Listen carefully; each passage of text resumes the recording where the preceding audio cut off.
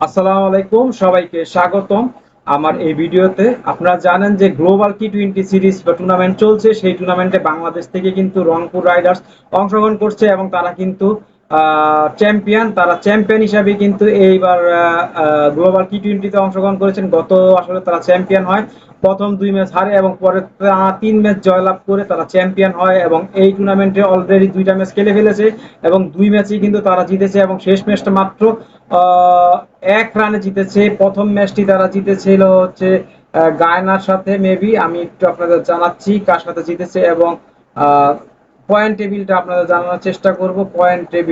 Point table Guyana Amazon Warriors 3 match খেলেছে, 2 জয় 1 পরাজয়, 4 point নিয়ে পয়েন্ট টেবিলে শীর্ষে আছে। রংপুর রাইডার 2 ম্যাচ জিতেছে, 2 ম্যাচ খেলেছে, 4টি পয়েন্ট জয়। তারা জিতেছে কার কার সাথে?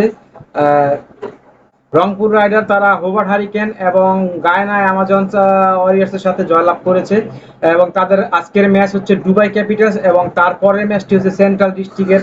তো দুবাই ক্যাপিটালস এর সাথে যেহেতু ম্যাচ, তার মানে বিষয়টা দাঁড়িয়ে যাচ্ছে সাকিব আল হাসান ভার্সেস রংপুর রাইডার্স এর খেলা। আজকে রাত 8টা বাজে এই ম্যাচটি হবে। এই সময় কিন্তু চলতে থাকবে বাংলাদেশ ভার্সেস শ্রীলঙ্কার মধ্যকার শেষ টি-20 ম্যাচ।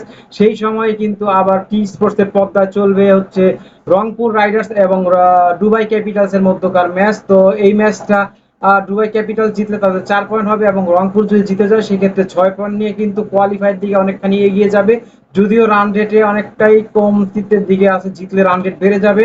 তো এখন পর্যন্ত ম্যাচ হারেনি, তো দেখা যাক কি হয়। আমার প্রেডিকশনটা অবশ্যই রংপুর রাইডার্সের পক্ষে থাকবে, যেহেতু আমি বাংলাদেশি এবং আমি বাংলাদেশের টিমকে সাপোর্ট করব এবং বাংলাদেশের রংপুর টিমে কারা আছে এবং দুবাই ক্যাপিটালসে কারা আছে সেগুলো নিয়ে একটু আলোচনা করব এবং দুবাইয়ের পয়েন্ট টেবিলে কোথায় আছে এবং রংপুর পয়েন্ট টেবিলে কোথায় আছে সেটাও আপনাদের একটু জানাবো।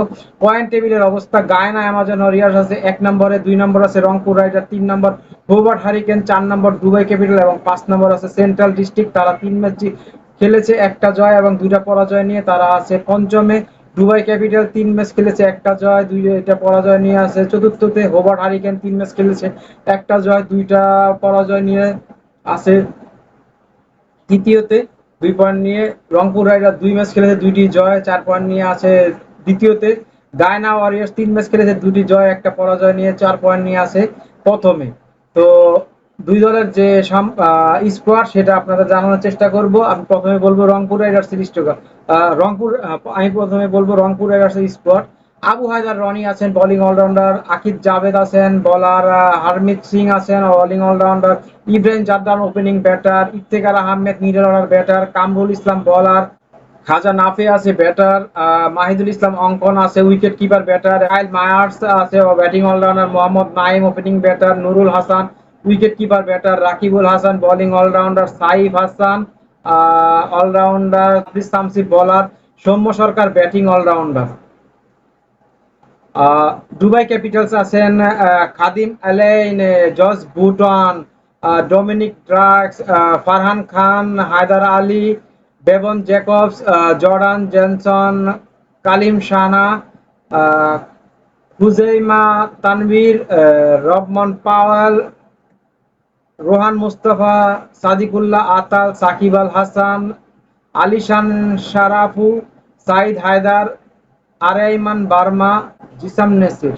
আচ্ছা, তাদের অধিনায়কের নামই তো আমি দলের স্কোয়াডে দেখছি না, সেখানে তো আমার কাছে কি গুলবাদ্দিন নায়েব কি আছে? কই, গুলবাদ্দিন নায়েব তাদের অধিনায়ক, সেটার নামই দেখা যাচ্ছে না। গুলবাদ্দিন নায়েব কিন্তু গুলবাদ্দিন নায়েব দুবাই ক্যাপিটালসে আছে। তো যাই হোক, খেলা বাংলাদেশ সময় 8টা বাজে হবে টি স্পোর্টস এর পর্দায় এবং ইউটিউবে আপনারা দেখতে পারবেন।